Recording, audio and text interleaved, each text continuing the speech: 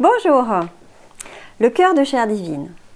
Alors je vais vous parler là du 4e trésor de mon livre des 33 trésors qui aborde vraiment la notion d'incarnation. Alors le cœur de chair divine s'est révélé chez une personne au long chemin de sagesse. Donc elle était en pleine évolution depuis un moment déjà, mais cependant elle exprimait un conflit interne.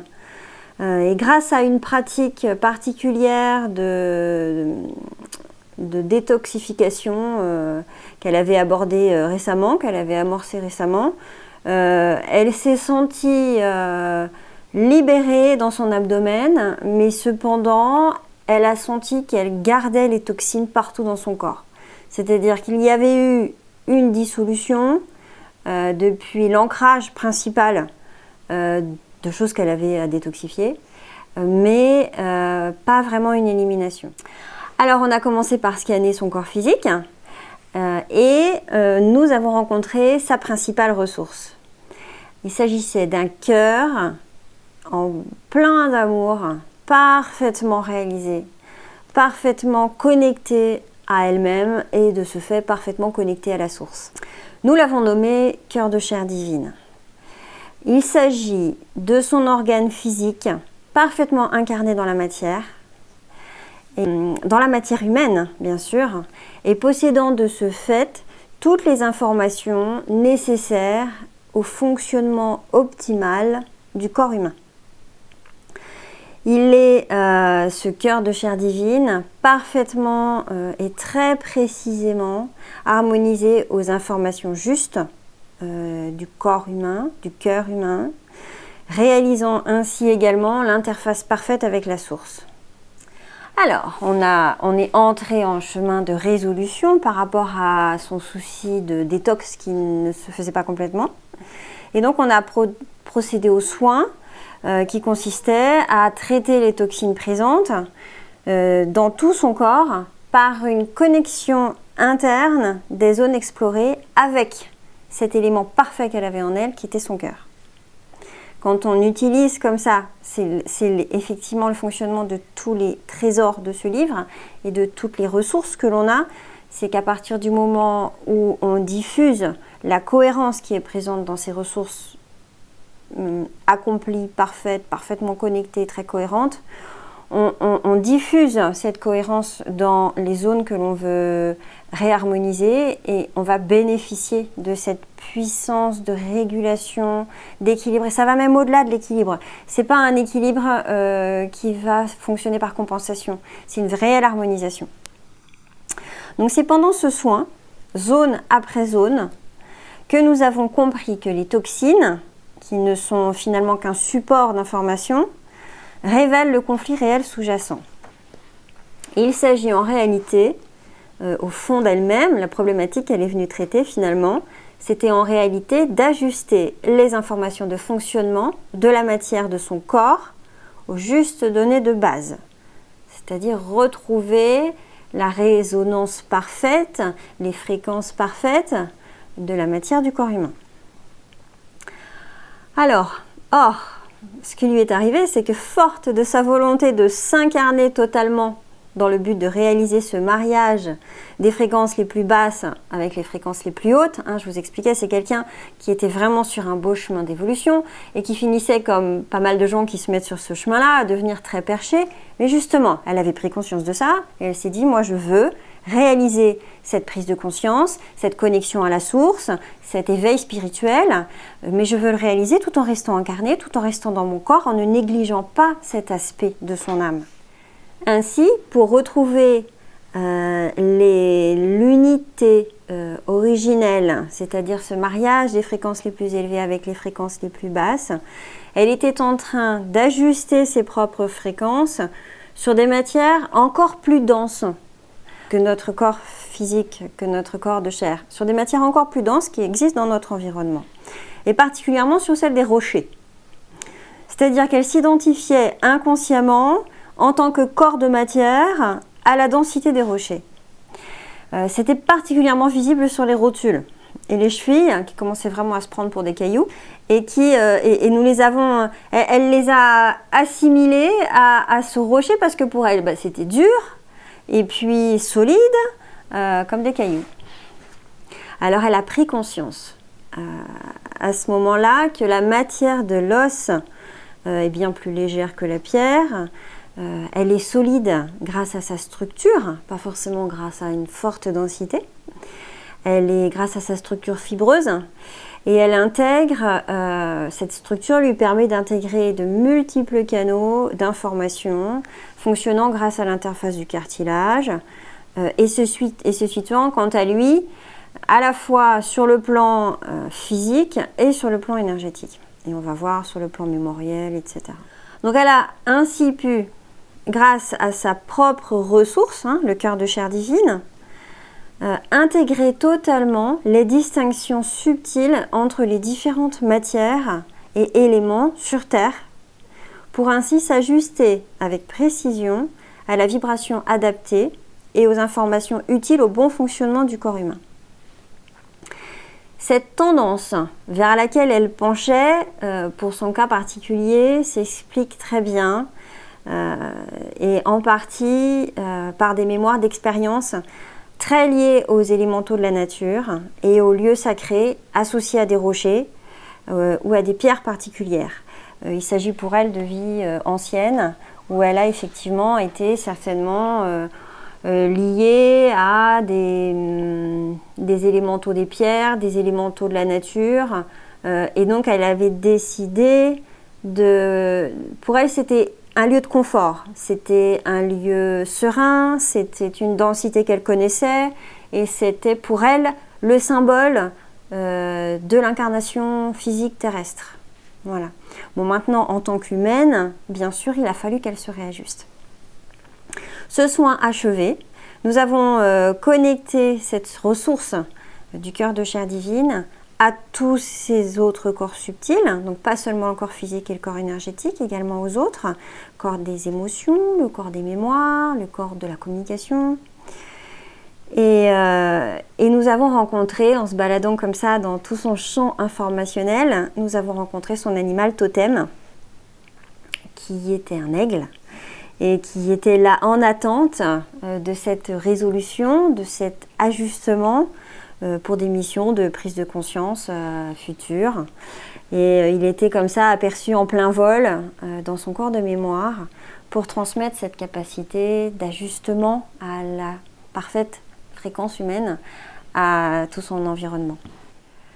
Alors, pour synthétiser un petit peu ce qu'on a compris jusque-là, le cœur de chair divine a cette qualité de purification de la matière du corps humain à partir des cellules souches du cœur. Tout ça grâce à l'ajustement qu'il est capable de réaliser du corps humain entre la nature éthérée de l'âme et la densité de la terre. Donc il nous apporte une capacité de vibrer à notre corps physique, il apporte ça à notre corps physique, capacité de vibrer avec sa densité et sa fréquence parfaite. Voilà. Donc le cœur de chair divine nous met ainsi en présence d'informations liées à la matière de notre corps humain. Il nous indique que le corps physique a la faculté désormais de se synchroniser dans son ensemble à nos origines divines et plus simplement à l'essence de l'univers. Nous ne faisons qu'un avec tout ce qui nous entoure. Alors je vais vous raconter une petite anecdote pour faire court. On n'a aucune certitude quant à nos origines. Mais comme tout ce qui concerne l'histoire et la préhistoire, finalement les scénarios envisagés s'appuient tous sur des hypothèses. On a quand même assez peu de documents, surtout sur la préhistoire, assez peu de choses et d'éléments qui reviennent à nous et on est encore en train de remettre en question plein de choses. Donc la plupart des historiens basent leur théorie sur des hypothèses. Il nous manque trop de preuves finalement. Alors, cependant, même si quelques éléments peuvent rester fiables, elles ne font parfois que perturber un peu plus ces hypothèses. Chaque fois qu'on trouve des preuves, parfois ça remet tout en question. Bon, Parmi toutes ces hypothèses, il y en a une qui valorise l'idée que nous serions une hybridation entre des êtres terrestres et des êtres extérieurs à la Terre, dont la matière des corps contenait des éléments porteurs d'informations non terrestres, dans le but de réveiller le fragment de conscience endormi dans cette zone de l'univers. Bon, quoi qu'il en soit de notre rocambolesque histoire, le cœur de chair divine adopte, pour nous relier à nos origines, la pulsation de la source, présente partout dans l'univers, le rythme, et nous accompagne pendant un processus de synchronisation.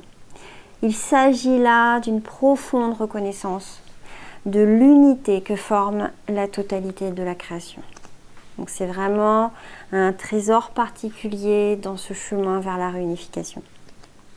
Donc le cœur de chair divine, qui maintient notre corps, notre conscience et l'univers en cohésion, est soutenu par l'énergie d'amour du rayon rose, qui soutient la vie et la relation harmonieuse au monde. Donc cette synchronisation s'amorce par notre cœur physique et intègre cette vibration dans le muscle cardiaque.